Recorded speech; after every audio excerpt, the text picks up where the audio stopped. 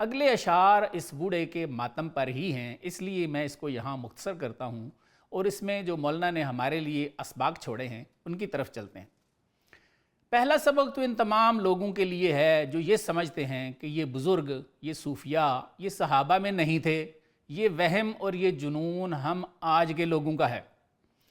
مولانا 7ویں صدی ہجری کے بزرگ ہیں اور اب جا رہی ہے 1447 ہجری، یعنی کم از کم 750 سال پہلے مولانا نے یہ مثنوی شریف لکھی،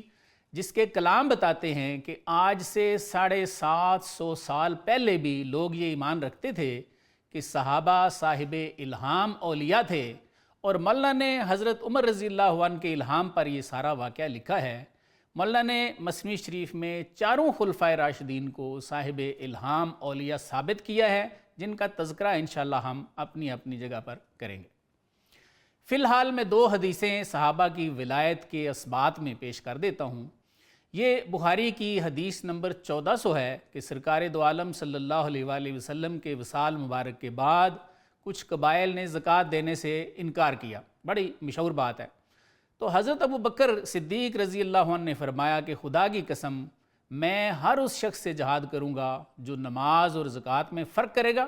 کیونکہ زکوٰۃ مال کا حق ہے، اور خدا کی قسم اگر کسی نے بکری کا 4 مہینے کا بچہ بھی دینے سے انکار کیا جو وہ حضور صلی اللہ علیہ وسلم کے دور میں دیتا تھا تو میں اس سے لڑوں گا۔ عمر رضی اللہ عنہ فرماتے ہیں کہ خدا کی قسم یہ بات اس چیز کا نتیجہ تھی کہ ابو بکر کو شرح صدر حاصل تھی، اور فرماتے ہیں کہ بعد میں بھی اسی نتیجے پہ پہنچا کہ ابو بکر ٹھیک تھے۔ اس حدیث میں حضرت ابو بکر اور حضرت عمر رضی اللہ عنہ دونوں کی شرح صدر اور ان کی ولایت کا ثبوت موجود ہے۔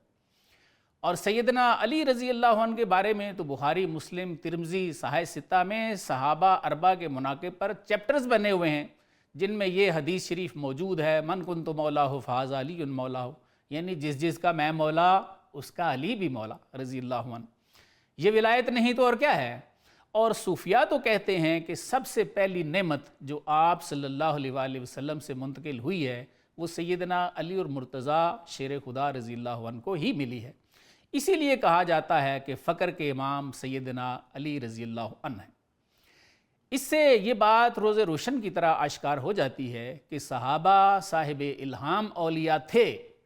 دوسرا سبق ہمیں اس سے یہ ملتا ہے کہ ہم میں سے وہ لوگ جو تھوڑا بہت نماز روزہ کر لیتے ہیں وہ دوسروں کو حقارت کی نظر سے دیکھنا شروع کر دیتے ہیں۔ یہ بہت بڑا حجاب ہے۔ اللہ ہی جانے کہ ہماری عبادت ریاضت قبول بھی ہے یا نہیں ہے، اور زمین پر گڑے پڑے انسانوں کا تعلق ذات سے کس طرح کا ہے یہ ہم نہیں جانتے۔ اس پر تو کسی خاص نے فرما رکھا ہے کہ خاک ساران جہاں را بے حقارت میں نگر، کہ زمین پہ ان گرے پڑوں خاک ساروں کو حقارت کی نظر سے نہ دیکھا کر، تجھے دانی کہ تریں گرد سوارے باشد، تجھے کیا معلوم ہے کہ اس گرد میں، اس مٹی میں کوئی لامکان کی سیر کرنے والا شاہ سوار موجود ہو۔ تیسرا سبق جو ہمیں اس سے ملتا ہے وہ یہ ہے کہ ہم عام طور پر ان گانے بجانے والوں کو اچھا نہیں سمجھتے،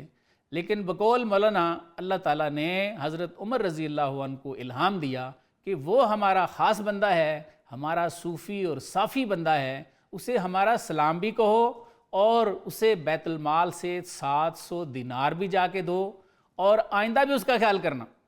اس دور میں بہت سے عبادت گزار بندے ہوں گے، لیکن اللہ تعالیٰ نے سلام صرف اسی گویے کو بھیجا ہے، سب کو تو نہیں بھیجا ہوگا۔ چوتھا سبق جو ہمیں اس سے ملتا ہے وہ یہ ہے کہ جب انسان ہر طرف سے نا امید ہو جائے اور کوئی سہارا باقی نہ رہے تو ہم جس حال میں بھی ہوں اگر اپنا رخ ذات کی طرف کر لیں تو اللہ تعالیٰ کی طرف سے کرم ہو جاتا ہے، کیونکہ وہ ہمارے ظاہر نہیں دیکھتا، وہ ہمارے باطن دیکھتا ہے۔